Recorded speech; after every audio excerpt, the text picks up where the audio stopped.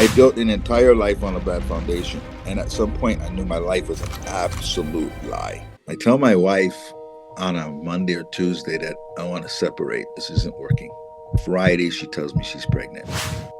The things I feared were worthy fears. I mean, it all happens. Cults, they have a way of not just controlling the person, but controlling the person's entire life. How is that? When you want to control people, you need three elements. And all cults have this element. You need fear, you need an enemy to fight against, and you need a. Welcome, everyone. I want to introduce you to someone who has made, such a great impact on me, not just personally, but even professionally. And not just an impact on ex-Jehovah's Witnesses, but really a mass impact. He's really someone I look up to. So without further ado, I want to introduce you to Rodney Allgood. Hello. So Rodney, you have one of the biggest platforms for ex-Jehovah's Witnesses who want to thrive, right? Who want to thrive. And to me, you have so much awesomeness about you. So I'm just wondering, do you think that you could have experienced this level of service to people in this capacity if you were still a witness? Well, I'm in the personal development field, so it goes beyond the witnesses. In a way, yeah, but in a way, no. Mm-hmm. I definitely can reach a lot of people in what I do, but not to the level that I do with ex-witnesses. You know, Right. um, I am a motivational speaker, and I always say this that and I live in Las Vegas, so if I'm supposed to speak somewhere on the strip and I get sick, there's 1,000 speakers that could replace me, and without skipping a beat. But in this space, helping the ex-witnesses, um, it's different. Not everybody can help them. Not everybody understands it. Not everybody lived that experience. Not everybody has the training and personal development to help them and also have lived the experience. So this is a very unique niche. And I feel like though we all could help a lot of people, it's when you're helping the people that walk your exact path that you can go a lot deeper with, because there's some things about being a witness that you have to experience. There's a lot of things that are insidious that's not really part of their official rules, right? But we all know it goes down, right? So um, I could not be more impactful anywhere else to answer your question. Yeah, and I feel like the more impactful we are to society, I think there's just so much goodness about that. There's just so much a greater feeling of positivity. I don't even know if positivity is the right word to pinpoint that feeling, but just having that greater capacity to serve people with our shared experiences and that knowledge. Yeah, and I think whatever your path has been, this is just one of many paths in life, right? And the things that you get over, the things that you conquer and get to the other side is where you can teach the most, right? Somebody who gets over addiction will understand someone who's addicted more than another person who doesn't understand what it's like to steal grandma's jewelry and sell it for drugs. I mean, that sounds crazy to all of us, right? But for a person that was there, they could connect with that person on a deeper level. So in life, just turning lemons into lemonade, Yeah. wherever you can, make sure that your journey serves you, regardless of how positive or negative it was. Whatever your journey is where you can most effectively teach people. Beautiful. So how was your Jehovah's Witness? Like, could you give us a brief background on your Jehovah's Witness life experience? Yeah, I was born into it. The youngest of four kids. My mom and dad got baptized or came into it about the time I was born. So, like most ex witnesses, it was my reality. It's just the way I saw the world. My dad was an elder. My mom was a pioneer. One of my older brothers pioneered. My sister pioneered for years. We were that family that was always on the assembly, and the was kind of the golden child growing up. I'm not going to sit here and say everything was negative because it wasn't. I had fun being a witness. I was kind of a popular witness. I was the person always putting together the groups to go roller skating or ice skating or hiking, or having that community.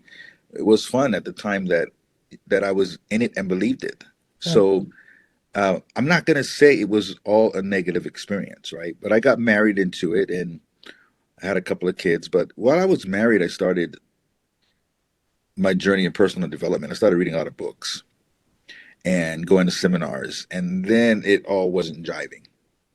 And I don't know how many of you out there saw the movie The Truman Show, but it becomes like that. The Truman Show, if you didn't watch it, it's Jim Carrey, and he's actually born on this giant movie set and he doesn't know it. He's born on this giant movie set, and every Thursday night, the whole world watches The Truman Show, and they watch his entire life as he grows up. And he has no idea that everyone is an actor and everything is timed out and there's a schedule for everything and everyone's an actor, but he just thinks he has this perfect life. And it's perfect until he starts to figure out that it's not real. And it really is a good movie. If you haven't seen it, go watch that movie because it's so it really mirrors the life as a witness. When I started to figure it out that this isn't true, now it's not so perfect. Now I need to get out of here. And that's what it was like in the Truman Show. No matter how perfect it seemed like it was, I got to get out of here because it's not real. So was that the turning point for you though, when you started to understand a different type of life? No, no, it was a slow erosion. I mean, the first book I read when I was 25 years old really affected me because it was really speaking to how I really felt inside. And I at first I didn't see it as a conflict. I just got more and more into personal development. Um, it was hard for me because I started my first business when I was 22, 23 years old, and it became very successful. So, having a family, and at one point I employed about 19 Jehovah Witnesses. Life was good. I mean, I lived the American dream, right? So it was hard for me to admit to myself how out of alignment my true self was from the religion because on the exterior, my life was awesome. I lived on Maui. So I spent a lot of years just lying to myself and just telling myself what I wanted to believe. And eventually, it just erodes your life. It's me and my wife started really drifting apart because there was a huge part of myself that I was keeping to myself because it's not, she can't relate to the thoughts I'm having. And it just slowly eroded my life, being out of alignment like that. Yeah, the cognitive Yeah. dissonance, that realization that we're just playing a role or a part in a movie. You came to that realization or that awareness. I'm just wondering if, and you had children at the time, right? And you were married. So having that level of awareness, was there ever a thought where you wanted to wake up your family? That's letting them know that this is not the real life, or this is not reality, or this is not the truth. No, I think at the time there was a large season of fear. I felt guilty saying anything. I didn't like. For me, it was still don't say anything against Jehovah. Don't say anything against their beliefs. I was confused for a long time, and then you got to remember that the internet was kind of new at that time. Mm-hmm. Like I wasn't a computer person, so I think I would have woke up a lot earlier if I was as For sure. savvy as I am now with the internet. And this was all. There was no YouTube Mm-hmm. when I first woke up, so it's just lingering thoughts. I mean, back in 1995, I think they changed mid late 90s. They changed the generation thing. I remember talking to my father-in-law, who was also waking up. My father-in-law used to work for me, and we would have conversations. And he was starting to wake up, and he'd say, "Rodney, I think this whole generation thing is crap." Right? This is before they announced it. We would talk like this while we were working. And then when they announced it, they changed it because we're coming up to the year 2000, right? Mm-hmm. And my father-in-law was like, Rodney, if we hit 2000 and the end Yeah. doesn't come, there's going to be a mass exodus. There's just no way. It's not coming. And the generation hasn't died out and the world's not ending. And he goes, they're going to have to change it. And we were talking like that. And when they changed it and they said, new light, that for me, that was my turning point. Mm. And to go to the meeting and to hear people go, oh, did you hear the new light? Like they're all excited about it. Like, that is crap. They have to change this. Because if the year 2000 comes and the end is not even close and all these people are dying, um, that's the end of the religion. And it was clear as day from that point. I think that's what really started to wake me up. I said, no, of course you changed it. I'm not stupid. And then it was really hard because, again, I'm trying to keep my wife happy, going to meetings and stuff like that. And I was just getting checking out more and more and more. And to a point where it's hard to go out in field service. How am I going to preach something I don't believe? And I, again, I'm still working on personal development. I start to understand mental manipulation. I start to understand all the tactics you're using. I start to understand things like NLP and why you use certain words. Elders don't even know what they're doing. They're programmed to do it. And I started just like understanding this is just repetition. It's just mental programming. And I started to doubt if the people that run it even believe it, right? You know, you're Hmm. not inspired by God. And there was just a time when the last assembly I went to, I'd stopped going to meetings. I would go sometimes on Sunday with my wife just to keep her happy. Then I couldn't go anymore. And I would go to assembly to help her because we had a small baby at the time. And I could not sit in there. Like I wanted to stand up and scream. Like this is, I know what you're doing. I see it. Like I understand this stuff. And I could not sit in there. I actually went outside. I'd find women who had little babies, and I go, "I got your baby. Go inside," because babies love me. And I was walking around with strollers, and she'd come back. I go find another one because I can't go in there. You couldn't tolerate it Couldn't anymore. Like tolerate your it. It would make my level, ears bleed. I couldn't. I go, no, this is absolute crap. Can't stand it. Can't hear it. It was just blaring obvious to me.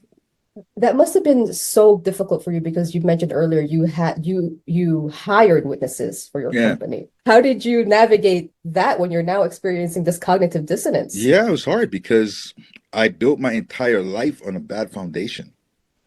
So imagine you build this castle. I had a really good business. You build this castle. I had 31, 32 employees, but 19 of them were Jehovah Witnesses. You build this castle, and the walls are just cracking everywhere. You repair that wall cracks. Repair that wall, that wall. This doesn't work. You're gonna have to knock it down. You're gonna have to build a new foundation. I built an entire life on a bad foundation, and at some point, I knew my life was an absolute lie. And the hardest part when you live a lie is that your home is not peaceful. Mm, When your home is not peaceful, that would drive you mad. Home should be a place that, yeah. but when your wife starts to act like you're the devil, right? Because you're drifting away from this religion, or I remember back in the day, I didn't really know how computers worked, right? So much, and I would get up at like 3 or 4 in the morning, and I'd be on the internet. This is when YouTube first was coming out and stuff, right? I'm be on the internet. I didn't know how to hide my searches. And she Right. would she would see what I was looking at, right? The apostate sites, and I just became like the devil in the home, and that's uncomfortable. That's not sustainable. And just looking at what you're facing, that your life will probably implode. Hmm. I teach people there are 5 stages you go through when you leave the religion. Stage 1 is a stage of doubt. A lot of times you go through that while you're still in it. Stage 2 is a stage of fear. Fear is when you fear losing your community, your friends, your family. You fear losing your belief system. You fear losing life as you know it. And I was stuck in phase 2, or stage 2 at this point. Hmm. And stage 3 is a stage of anger. Next is discovery, and next is empowerment. But at this point, I'm really stuck in fear Well, because what do I do? My whole life's gonna implode on me. so cults, just like the religious cult that we were part of, they have a way of not just controlling the person, but controlling the person's entire life. How is that? When you want to control people, you need 3 elements, and all cults have this element. You need fear. You need an enemy to fight against, and you need a hope that only comes through that organization. Politicians do the same thing. They make an enemy of something. They make people fear that the country is going to hell, and they give you a hope that only comes through this politician. Same Hmm. thing. And you'll watch people act just like cult members following certain politicians because that is the game plan. That is the playbook. Create fear, create an enemy, and a hope that only comes through me.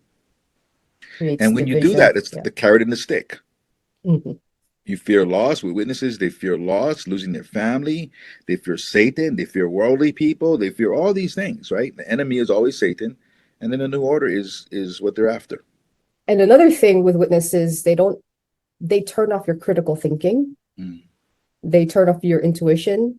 They turn off your decision making so that you believe that your heart is treacherous. So how did you navigate out of that fear? Um, I looked at my life. I turned 40, and I looked at my life. I looked at my marriage, and I said, do I see myself with this person when I'm 75, 80 years old? And I said, no, there's just no way.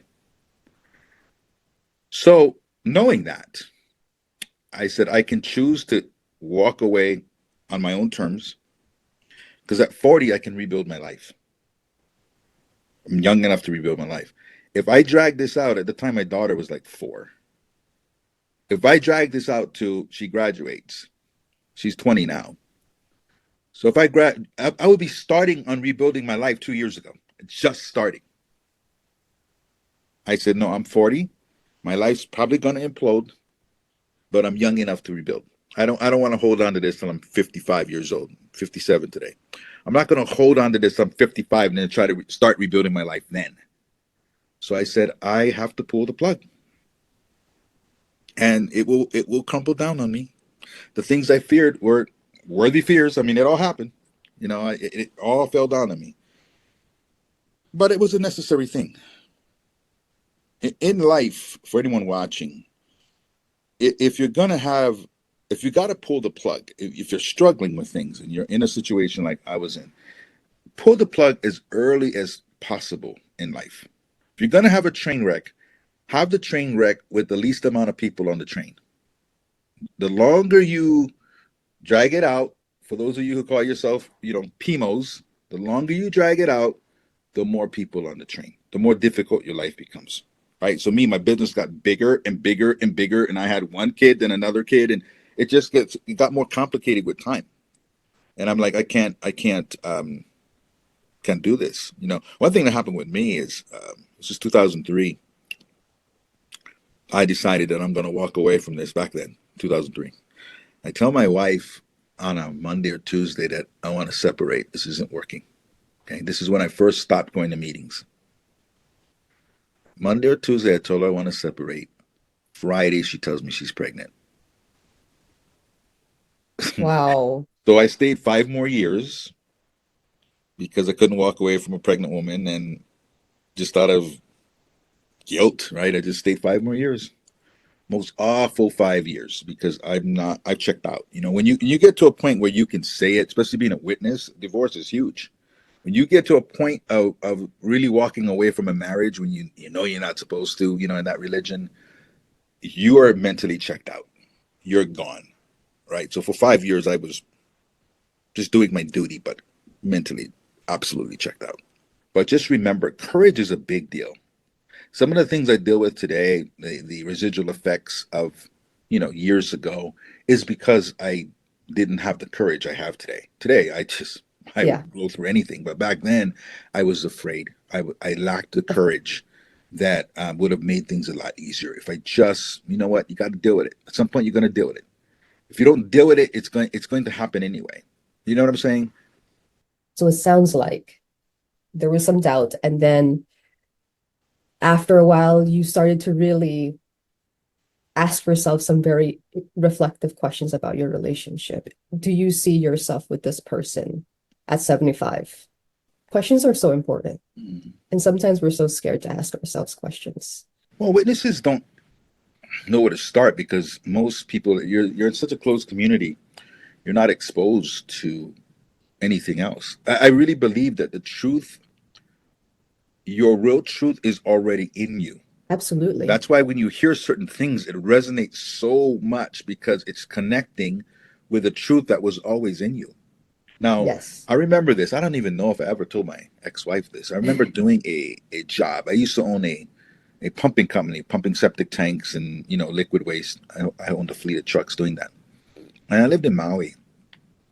And I got a call from this house in the boonies, middle of nowhere, and this woman wanted me to pump out her pond.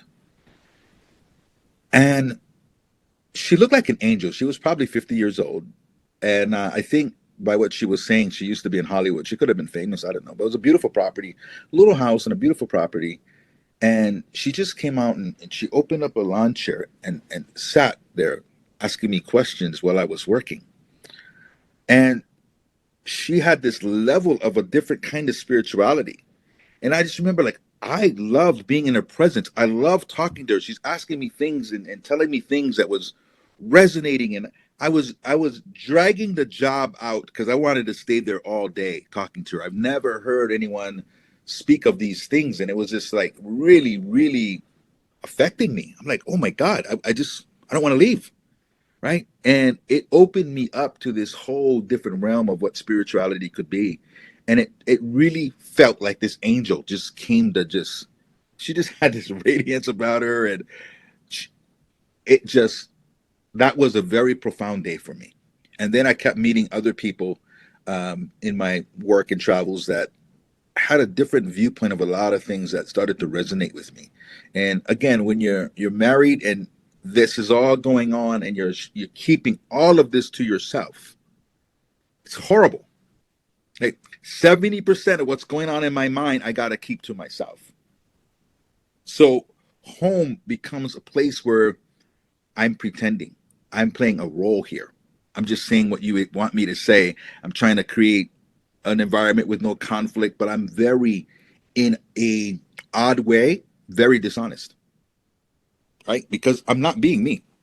And slowly, I started to find friends because I'm not going to meetings at this point, right? I started to find friends outside the witnesses that I could have these conversations with. And I felt like the biggest fraud. I just come home and I act like I was working, and I'm because I gotta get this stuff out. I gotta have these conversations somewhere. I was really growing in a direction so far away from my mate at the time. So it's really important to be authentic. When you're not authentic, when you're playing a role, for some of you out there who are still playing the role, it's gonna eat your soul. You gotta be authentic. Sometimes you gotta go through a painful season of life. But remember, a caterpillar must go through the painful metamorphosis, right, when they're in that cocoon to become a butterfly. Yeah. You can't be afraid to go through that painful time period. You got to go through it.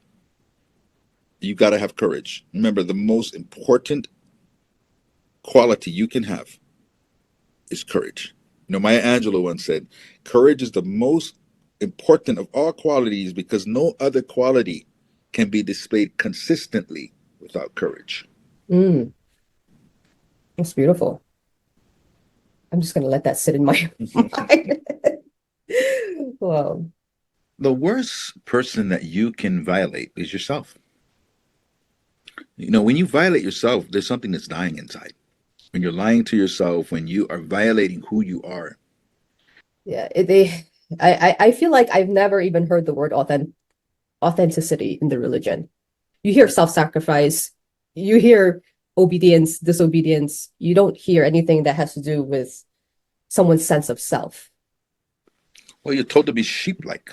Sheep-like, yes, What those sheep do, they follow. they actually tell you not to think in lots of different ways. They tell you not to have independent thinking. You're supposed to think independence. Why you got your own mind? Right?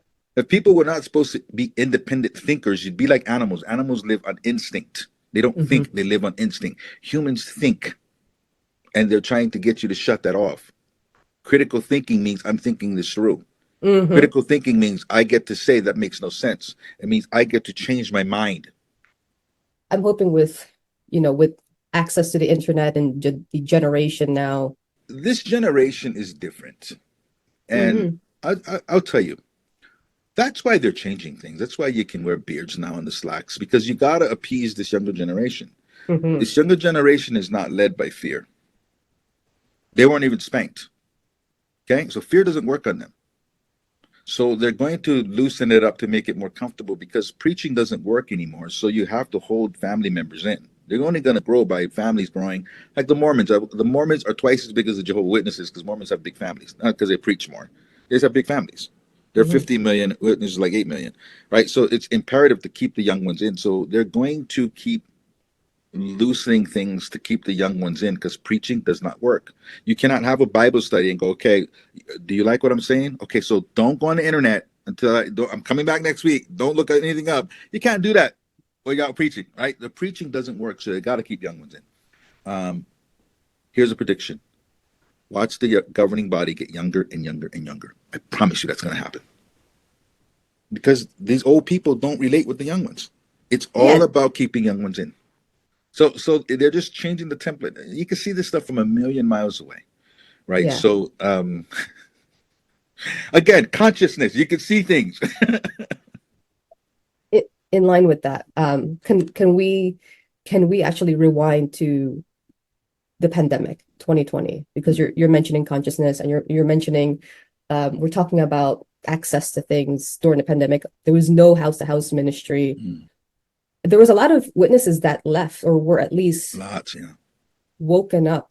Why do you think that was? Because part of running any kind of cult-like organization is keeping people busy. When you stay busy, you don't think, right? And when people had too much time on their hand, that's when you get to start to connect with self, right? Your mind slows down and you start to think when you're not so busy. Part of what keeps people in the religion is their habits that were instilled in them from when they were young. So your mind, your subconscious mind just gets it's programmed and it just gets used to a way of doing things without thinking. And when that gets interrupted, there becomes space for thoughts. There becomes, most people coming up never really think that I don't like going to meetings. You don't think that because you've done it your whole life. This is what you do. It's comfortable. Yeah, Okay. it's a routine. But when you don't have to go and, 3 months later, you're like, I like going fishing on Saturday or Sunday, whatever it is, right? You start just understanding there's more. Again, the Truman Show. What? There's more. I can do this on Saturday morning. Oh, there's more. I can do this on Sunday morning. Oh, it's just too much time for thought. And then you settle into a new routine and you go, I don't want to go back to that. Or you question yourself and there's not. You see, if you had a doubt come up and you're busy with activity, it's very easy to push that doubt down. The biggest thing witnesses don't want to lose is the community. So when you have a doubt and then you go to a meeting, you go to a gathering, push that down because I just love this spiritual paradise, right? But when you're cut off from your community, that doesn't happen. And that doubt just flourishes. And you have the space and the mental capacity to think. COVID was horrible for them. Too many people started thinking all the time in the world to go down the computer and look things up. So now you got a doubt. Instead of getting around your community and getting busy and pushing that doubt down, you go, let me go down this rabbit hole. And that happened a lot. And then when they try to get people to come back to the kingdom hall, like, I'm good. Time away from anything that is repetitive allows you to see that thing from a different vantage point. Absolutely. When I woke up, I felt like I knew more about the religion than I did when I was in it. They know very little about their own religion, their own history. They know very little. Yeah. You don't know anything about yourself, or you don't know anything really about the religion. Right. And so You don't when know you the wake up, history. it's like Yeah. it's just like so It's a lot to digest because it's you just know so little. Like when I look at myself and who I've become in the time that I've been gone, I go, my God, I was an idiot. I did not know a lot at all. And I thought I knew a lot, and I didn't. can I I ask you? just grown so much since I've been gone. Yes. And another thing that I think the word self-love, right? I've never heard of the word self-compassion or self-love ever. It wasn't until I left, because now I'm reconnecting with myself. And to me, I feel like I just needed to learn how to talk to Aubrey. Prayer, meditation was just so different for me. It was just like such a different world. And so, how do you think someone can reconnect with their authentic self when they don't even know themselves after leaving? Meditation's huge. But we view meditation differently in the organization. Meditation is Yeah. reading a scripture, reading their scripture and meditating on that scripture. You have to just eliminate their meanings of everything. They distort everything and they give things their own meanings. Meditation, connecting with self, deciding that you're going to love yourself, deciding that you're going to tell a different story. You're told the story that you have this inherent sin, that something's inherently wrong with you, that undeserved kindness, everything is undeserved. You are always praying to an outside source for everything, as if you have no control or self-direction. That is not true. You have to look within yourself. You have to understand that you're a self-fulfilling prophecy. But the witnesses, everything that bad happens in your life is because of Satan. Everything good happens in your life is because of Jehovah. So there's no kind of responsibility. Knowing that life is basically your choices and your decisions and the consequences of those decisions, that you're fully in control, that we're able to create as we wish based on what we focus on and where we put our attention. Honoring ourselves and understanding that we are a unique creature. We all have different gifts, talents, and abilities. And our obligation is to use those gifts, talents, and abilities to add value to the world, not to suppress them. We are not all supposed to be doing the same thing. We're all not supposed to go preaching and knocking on strangers' doors. If you hate talking to strangers, don't talk to strangers. You hate it for a reason. You're violating yourself. If you are doing something you don't want to do, you're violating yourself. You live in the way that you're cut, that you're meant to be. Somebody who's musical and has this amazing musical talent, or suppress it and just sing at people's weddings and the gatherings, and that's it. When that talent was for the world. You were supposed to write a song that's going to touch and change people's lives. If somebody is a brilliant writer and was supposed to write books, you can't write books because you're going to say something in there that the elders are going to counsel you about. You can't write books. You're going to suppress yourself. I'm a motivational speaker. I speak on what comes out of my head. Like what comes through is what I say. I promise you I'd be in the back room every time I gave a speech because I'm going to say something that's not in accordance with what they teach. So all these people, somebody who was supposed to be the most brilliant heart surgeon in the world is washing windows for Brother Daniels. And that's what he's doing with his life. No. Who are you? What are you here to do?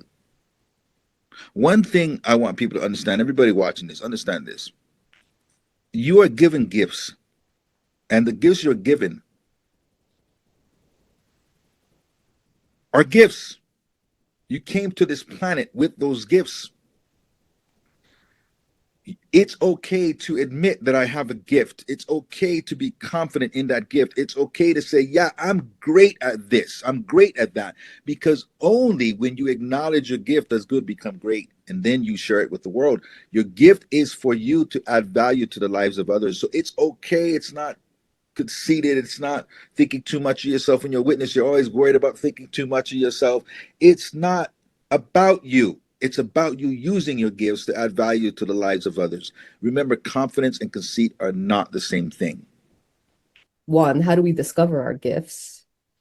And two, it was uncomfortable for me to just share it with people. You are amazing at what you do. Thank I've you, seen you Rodney. do it. You're amazing when you get in front of people. You know, you have an absolute gift. There's no reason to not believe in it. None. It's just a story. Yes. Look at yourself as a vessel. It's not about you. I'm just a vessel. Mhm. When you open yourself up to being a vessel, for me, again, everyone goes on their own journey, but I'll share what I believe. I believe your imagination is your connection with God. And when you get out of the way, when you get out of the way, the story of Rodney, get Rodney out of the way. I believe we're like light bulbs, and what you call God's source, the universe, is like electricity. It's everywhere. It's a part of everything. And when I get the story of Rodney out of the way, then that electricity comes and lets that light bulb shine. And for me, I know this is true. Again, I get poems that I don't know where they come from. I didn't know I was a poet till I was 46 years old. And I just started writing poems. Oh my God, where'd that come from? I didn't try to write that. Here's the first poem I wrote. Again, and for me, my personal belief that this is downloaded. I went to journal one day. I grabbed a notebook and I went to journal. And what came out instead of journaling was this: raised in beliefs that were never mine. A detachment from my true self showed over time. A lie I lived for so very long, never understanding my truth about what's right and wrong. Like a chameleon, I would change my colors at will, so the people I love would love me back still. But is it true love if it's taken away? Because something called truth is not seen the same way? You see, we all have the power to use our own minds and seek the understanding that we all wish to find. This journey is mine that belongs to no other, no brother, no sister, no father or mother. See, I was created unique and like no one else, but my talents and gifts were then put on the shelf. But now it's time to break free from these chains and shatter the bondage this is out of my brain. Now I'm finally am free. I can soar to the sky, for I was created in the image of the one who's most high. I wrote that in 5 minutes without even trying. So beautiful. That's why that's my truth. Because I don't know where they come from. I just know I have a poem, and I'll get a paper and pad, and it comes through me. So the story of Rodney and who Rodney is, and the programming, your story comes from all your parents and the religion and all this stuff. That creates your story. Get your story out of the way. Once I got the story of Rodney was what carried all the fear. The story of Rodney, the Jehovah Witness, and now people are going to think that's what was limiting me. When I got the story of Rodney Allgood out of the way, and I just allow myself to be, then everything begins to flow. Here's another one for you. This is called the gift. There's a gift that dwells inside of you, bestowed by the universe. Your purpose lives within your heart, for it was given to you at birth. Your worth is not in question, but it's doubt that won't let you see the greatness that resides inside of you. It's your belief that sets it free. This gift is not for you. Your gift is for us all. So consider it as selfishness if you don't heed your call. This life that we are blessed to live is not merely to exist. It's time to change your point of view, to take time to ponder this. Now imagine yourself old, and it's your life that's in review. Will you be filled with regret of the things you did not do? Or will you have an empty feeling as you sit and stare, knowing that you will leave this earth with a gift you failed to share? So live to leave a legacy, and always remember this: you're one of a kind, and that you were born to shine, and your purpose is your gift. That is so beautiful. Get your story out of your way. Now, what if I remained a Jehovah Witness? What would happen with that talent? Go dormant. Mm-hmm. I'm saying that poem right here. Mm. About 7,000 people in the crowd, and they just cheered and went crazy on that poem. That's for the world. Mm-hmm. It comes through me for the world. Yeah. If And if I you were a was a witness, Jehovah Witness, that would be squashed, yeah, which means I would have to suppress. yeah, yeah. Every one of you is a unique, amazing individual that's here to share your uniqueness with the world. And the only thing that's holding you back is the story that you've been given. The story of being a witness, being an ex-witness is also a story because it still attaches the religion to you. Mm-hmm. I don't even call myself an ex-witness. No, it's just I was just part of my path. I'm not Mm-hmm. defined by it. So go inside and figure out, feel the dream. That thing, it's probably something that's a thought of yours that scares you when you think about it. Mm-hmm. That's it. That's it. You can't be afraid of what anybody thinks. You got to live your life. In my family, I'm the failure. I got two brothers that are elders. I'm the failure. I'm the disappointment. To the rest of the world, I'm not. Right? As a whole, all the all kinds of stuff I got from things, speaking engagements and awards and all kinds of stuff on that wall, right? To the rest of the world, I'm not. Right. To my family, I'm an absolute failure. Mm. Can't worry about it. They live in their I little love world. that. They live here in this little world. I live here. All of you live here now. You're free. Hmm.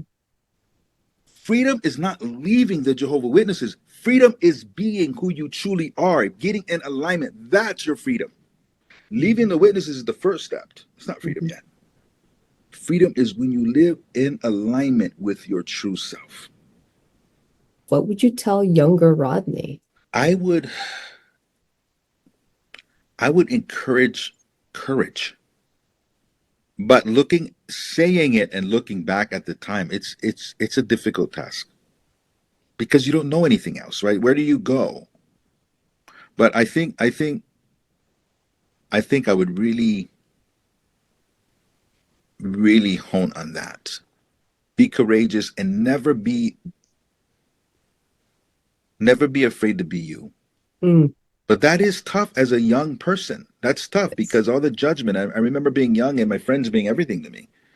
Mm. Um, but again, it's hard. I remember being 21 years old, and I was living a total double life back then. I was going straight to the nightclub from the meeting. Friday meeting, we'll go straight to the nightclub. I would wear the shiniest suits. This is back in the late '80s. I wear the shiniest suits because it doubles up with my club suit. But You're so anyway, funny. I had to. It was 1988, and I went to the district assembly, and I still got the stamp on my hand from the club the night before. But it's I was sitting in the audience, and the talk was, "Youths, are you morally clean?" That was the name of the talk. I still remember. And I'd done some dirt, right? And it was a fire and brimstone talk, and I was like, "Oh my God, Armageddon's coming! I'm gonna die. I need to turn myself in. This dirt I've been doing."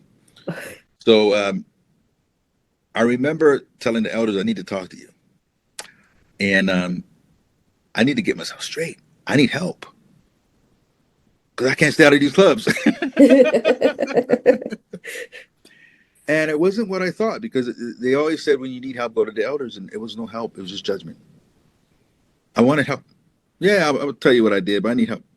And I remember telling them maybe two stories. Well, I probably had 20 to tell them. Man, I told them like two stories, and I'm looking at their faces. I'm like, if I keep talking, I'm gonna get this fellowship. Ooh, I could just tell. you could feel it. I could feel it. Like I'm only two in. I got plenty more. Oh my And I gosh. stopped talking. I stopped talking, and I Mm. said, "This is a bad idea." And they said, "Anything else, brother? All good?" I go, "No." And they put me on private reproof, and I said, "I need some help. Check on me." And nothing. There was no help. I None. love that. Yeah. I, Just judgment. but there, just from that scenario there, I feel like I sense humility from you and courage. Well, I was 21. I don't know if it was courage or fear because this was a fire and brimstone talk. Armageddon's coming, and I was afraid. I was afraid of where I was going. I know I was feeling like I was getting out of control, Hmm. and I didn't want to go down that road. And I also feared that if I kept talking and did this fellowship me, I'm going way down that road because this is the only friends I'm going to have now. These friends I've been clubbing with. And I knew I could feel it. This is gonna destroy my life if I go down this road. Who knows? I might start doing coke and all kinds of stuff. Who knows how far that road goes on? I need help. I'm young. I'm 21. I don't know how to manage its hormones, and I'm a normal 21-year-old, right? And I'm trying to stay in this religion. Somebody act like you relate with what I'm going through. And as I got older, I'm like, how dishonest. As I got older and I can look back I look at 21-year-olds now, I'm like, you're all lying to me because at 21 you went through this too. Don't lie to me, right? You're all acting like, well, but don't give me that crap. You all went through this, and you're acting like you don't understand.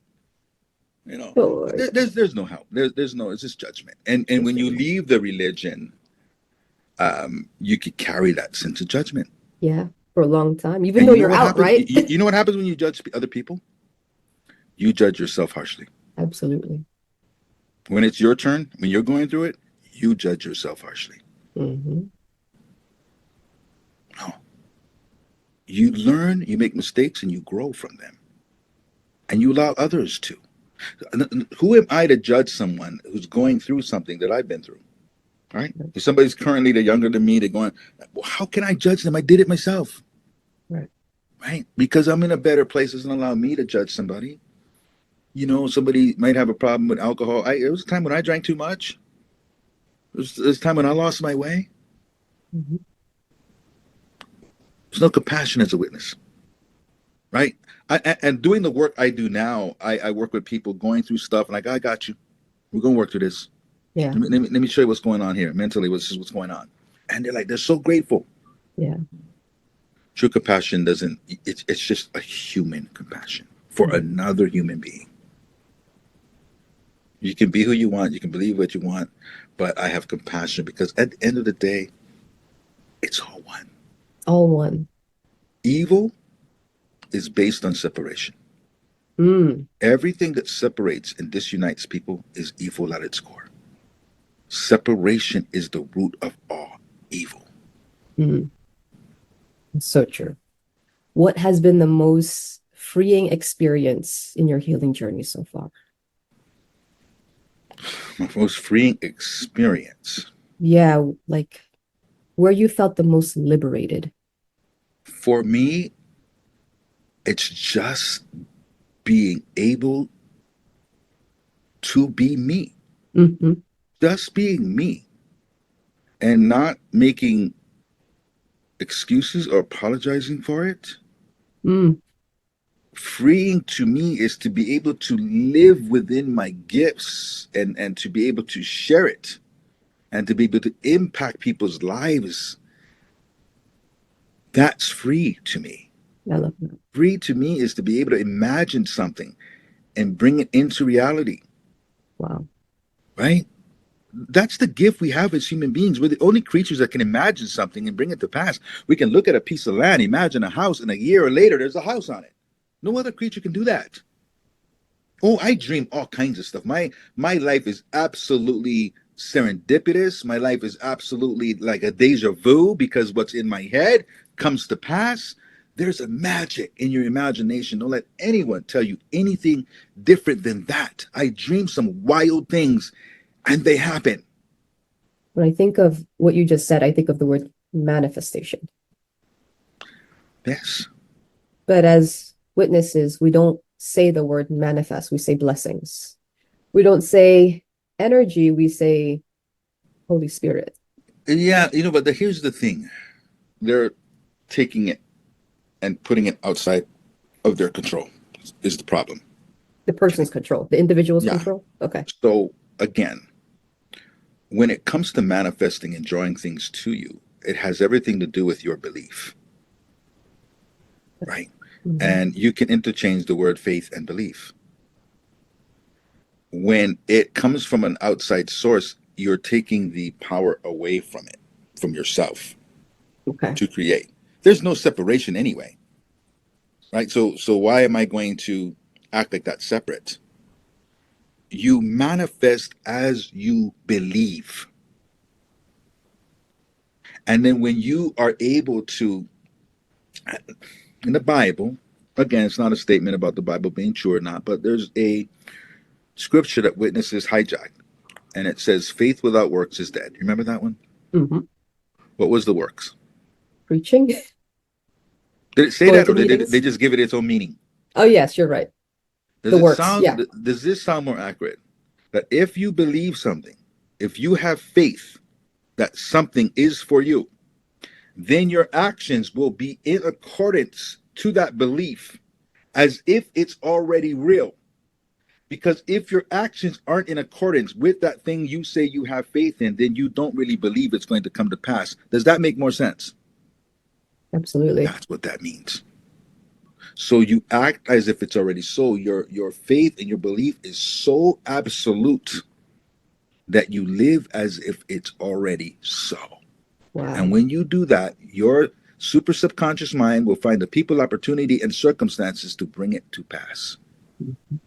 Certainty is magic. Here's Belief. one for you. If you knock, it shall be open. And if you ask, you shall receive. And what you need to find deep in your heart is faith and to believe. See, having doubt is just like poison. It spreads death to all your dreams. But having faith is the expectation that what you see will come to be. Now, never let anyone around you tell you what you can do, for they can't comprehend nor can they understand a dream that was meant for you. Now, the word fear stands for false expectation appearing to be real, but fear will dissipate. If you have faith, you'll find the strength that you can feel. Now, you've heard this said before, that there's nothing that you cannot do. Learn to let that sink deep in your soul and know this to be true, that if you believe down to your core, there's nothing that you can't achieve. And it all begins, listen close, my friends, with a dream that you believe. Wow.